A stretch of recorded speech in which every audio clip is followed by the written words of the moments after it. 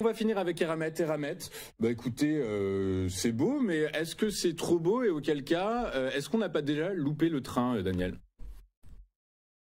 Alors, Eramet, vous avez devant les yeux un graphique en bougie hebdomadaire, parce que c'était véritablement l'unité de temps qui était importante pour que vous visualisiez bien les gros niveaux de support ou de résistance. Alors, Eramet, c'est un schéma sur le long terme qui est plutôt une tendance baissière, très clairement. On est venu faire récemment un test de support à 37,68 €. Il faut voir qu'Eramet vient ne serait-ce qu'il y a au mois de juillet, on était sur la zone des 90 €, même au-delà. Si je regarde, oui, on était même sur une zone, même un peu au-delà des 90 €. Donc, on est quand même sur un schéma globalement qui est baissier. Mais les schémas baissiers, là aussi, ils ne sont pas destinés à vivre éternellement. Et il y a toujours une valeur au niveau du titre qui permettent à des investisseurs de revenir en position.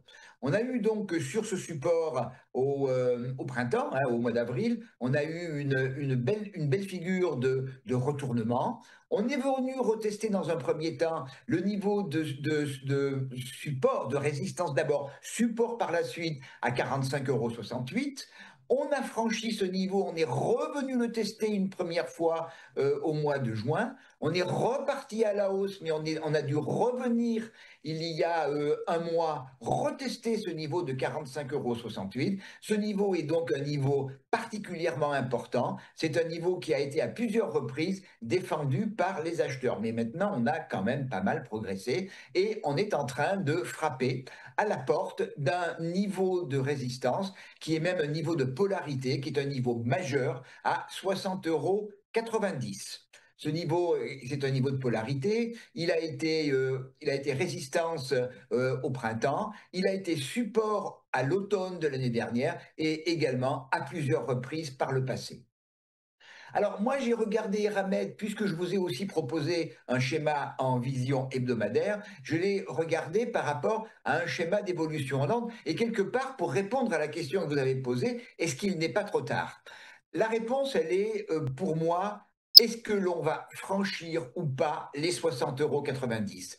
Et toujours, quand je parle de franchissement d'une résistance, c'est pas si on clôture la semaine à 60,95 €, je dirais youpi, c'est gagné, c'est franchi. Non, et pour qu'un franchissement, surtout quand on est en bougie hebdomadaire, soit réel, il me faut une bougie verte, un, de belle taille, et deux, sans mèche haute significative.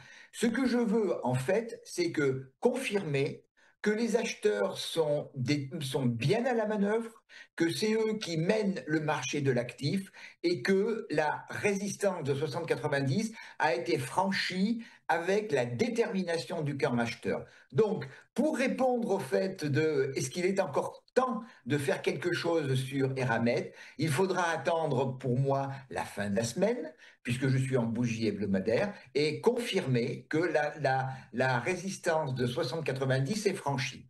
À ce moment-là, je vise dans le cadre plutôt d'un portefeuille long terme, d'où mon approche hebdomadaire. L'objectif suivant, il est bien au-delà, il est à 71,70 € et on voit que ça a été également un niveau de polarité fort. Ça a été un niveau de support en juillet-août 2022. Ça a été fin 2022 un niveau de support. Ça a été une résistance qui a été testée très longuement au deuxième semestre de 2023. On est revenu en juillet 2024 à nouveau sur ce niveau-là en termes de résistance. Donc c'est vraiment une grosse mémoire du marché. Et puis au-dessus, un autre niveau de polarité à 77,10 €.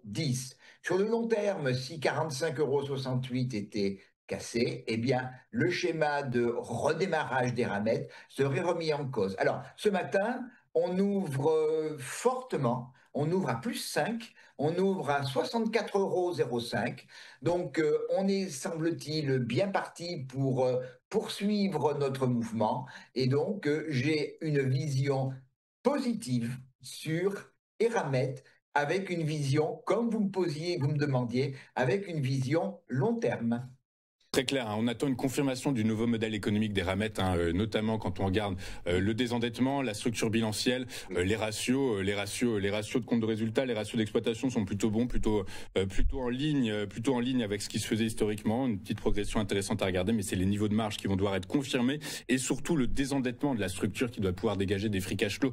Cette fois-ci, on l'espère positif. C'est en tout cas ce qu'ont modélisé les analystes et ils attendent pour l'exercice 2026 une forme de recovery, du modèle économique. Tout ça est à voir un peu plus tard. Je rappelle qu'Eramet publiera le 30 octobre ses résultats, en tout cas son chiffre d'affaires pour l'exercice pour le T3 2025. Merci beaucoup Daniel d'avoir été avec nous ce matin. Daniel Cohen-Delara, vous êtes associé chez Next Momentum, ancien président de la FAT, avec nous tous les mercredis pour nous aider à construire des portefeuilles d'investissement de trading les plus judicieux possibles. Merci beaucoup Daniel, à très bientôt. Bonne journée Louis-Antoine et j'espère à bientôt. Eh ben écoutez, j'espère également. Nous de notre côté, on va marquer une courte page de publicité. Dans un instant, on ouvrira notre page économique avec notre invité Pierre Sabatier qui va revenir pour nous sur les grandes pistes du budget 2026, présenter le projet de budget 2026 présenté par Sébastien Lecornu hier.